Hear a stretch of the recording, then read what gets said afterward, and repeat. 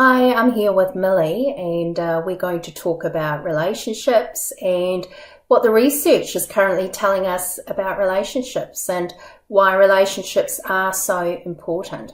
So tell me, Millie, what is the research telling us about relationships? Well, the research in relationships is very broad. I think I mentioned this to you before. It really depends on the kind of relationship that we're talking about. So we could be talking about a mother-child relationship, a husband-wife relationship, a boyfriend-girlfriend relationship, a friendship, or an acquaintance relationship. So it really just depends on what we're talking about. But I think in the Relationships Hub, we're going to be covering a whole range.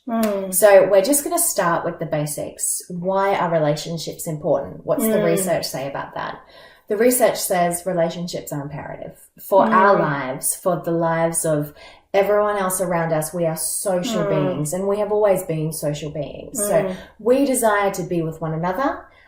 We desire to be around friends, to be around family, to be around a loved one, to even be around a pet. We desire that. We have this innate sense within us that needs interaction with people. But on as far as functional relationships go, the important thing that the research says is looking at another and trying to bring out the best in one another. So looking at another not as an entity, but looking at another as an individual. And I think that's really important for everyday connections. So I might go up to a cashier at Woolworths, and she might say to me, "Oh, hi, how's your day?" And I might say, yeah, great, and not say anything. But when I switch on that person is an individual, I might say, "Oh, tell me about your day. How's your day been?" And the same applies to a mother-daughter relationship or a mother-son relationship. It's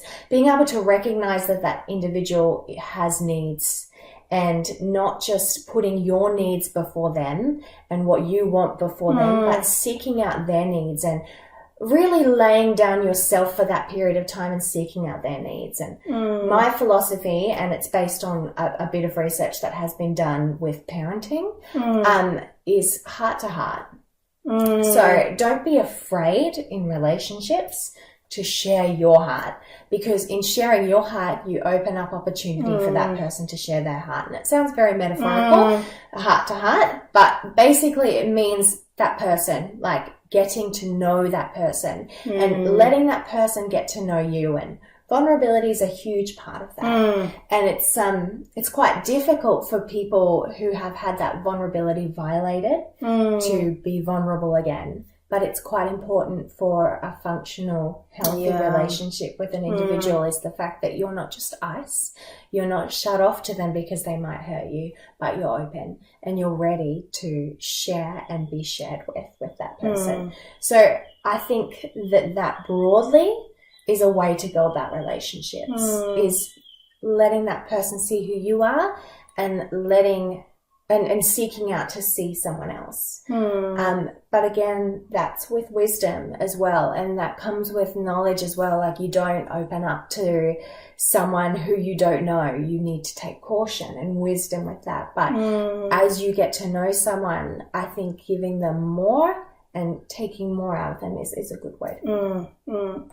And, relationships are a fundamental part of our ability to thrive, because, and we live in a world where there are lots of people. That's right. So, sociability is a different thing altogether, because some of us are more introverted, and we actually, even though we need connection, we probably need to withdraw to replenish and get our energy back, while others have a higher level of social need or sociability, and they need to be around people, and it invigorates and energizes them. And that's not about our social needs. It's actually just about our personalities. The other thing is that relationships are the building blocks for children.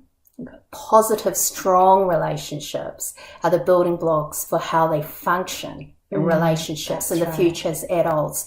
And so we really will be sort of peeling back and looking at some of the dynamics that arise in relationships from perhaps not such validating environments, and what that can manifest like in relationship dynamics in children and in adults. And another thing that I'm really passionate about is actually retraining and reprogramming the way we think about relationships, the way we think about people. And sometimes those thinking patterns, oftentimes thinking patterns are developed through those childhood experiences in our early childhood environments. And so we can actually develop biases and default settings in our thinking that actually no longer become helpful. They might have been helpful in that environment because it served a purpose. That's right. But to actually survive or function within that family context, but in adulthood it can lead to actually behaviours and ways of relating that actually can work against us. So we're going to be looking at, what research reflects about relationships, and also we want to provide you with tools around how you can actually reprogram and challenge some of your thinking patterns that may no longer be helping you. That's right. And what Luisa was referring to is how our brains are so neuroplastic. And I love that. I love the concept of neuroplasticity. I'm doing my my research, my PhD in neuropsychological bases of socialization. And that's what I love. I love the fact that our brains are so able to adapt to great circumstances and to really bad circumstances in some way. But like you touched on, it's about having the capacity to rewire your own brain. And we are powerful beings. And that's what I love. I love that we have the power to do that. We have the power to change the way that we think and the way that we connect with other people because we've changed the way that we think.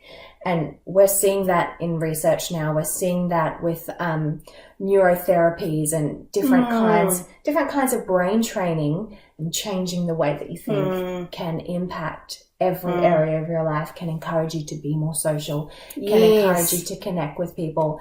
And it's so important what you were saying before as well, that we're not robots. We don't interact with everyone the same way, and it's about being sufficiently flexible to adapt with people who might be extroverted, who might be introverted. I know that I'm extroverted, and sometimes it drives my fiance crazy because I want to talk, and I think females as well, they're ready to talk, they're so excited to talk, but sometimes males need to calm down and sit down at the end of the day and have their own time. So it's about these different dynamics. So we're going to be teaching you, or getting some of the research and getting other people to teach you as well, how to interact with people who are different from us, and how to recognize that they're different from us, recognize their uniqueness, and build a relationship built on mutual uniqueness. And the other thing is also, this is so hopeful, neuroplasticity, and what research is finding is very hopeful, because, we might have had not the best childhoods or the best role models experiences, but there is hope, because you can reprogram, you can create new pathways, you can create alternative ways of thinking, so that the end result is different. And some of you might be thinking to yourself, why am I continuing in this pattern over and over again with the same relationships? And sometimes it can be actually what we think and believe about people and about relationships, and also what we believe about how people will relate to us. So, those things are things that can be shifted. And so we will be sharing some of those, what we call cognitive tools, to actually shift and create alternative thoughts. But the other thing is, relationships are dynamic. They're like energetically, they're not something that is like you can predict and control. And so there's all kinds of dynamics that arise with interactions with certain people. And oftentimes we don't know why a certain person rubs us up the wrong way. Or certain things, you find you're in this dynamic. You keep entering into this dynamic all the time in your workplace. And so I think it's good for us to have these conversations about, what is beneath that? What's going on, and exploring that. So we'll do a little bit of that, but we'll also be looking at some really amazing people, and also their road through moving from one place to another in their patterns with relationships, and it's exciting. Fantastic.